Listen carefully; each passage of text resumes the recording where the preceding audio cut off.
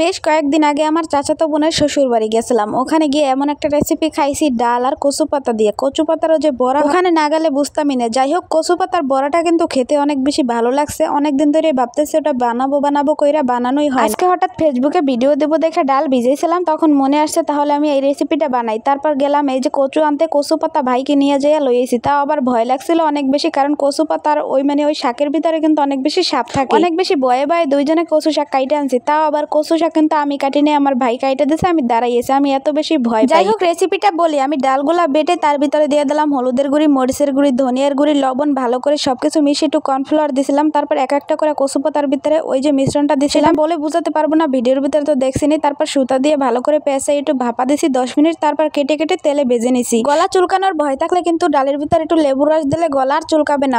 মুচমুচে করে ভাজা হয়ে গেলে উঠিয়ে ফেলবে। এইটা গরম ভাতের সাথে খেতে, তারপর এমনি খেতে কি যে মজা লাগছিল।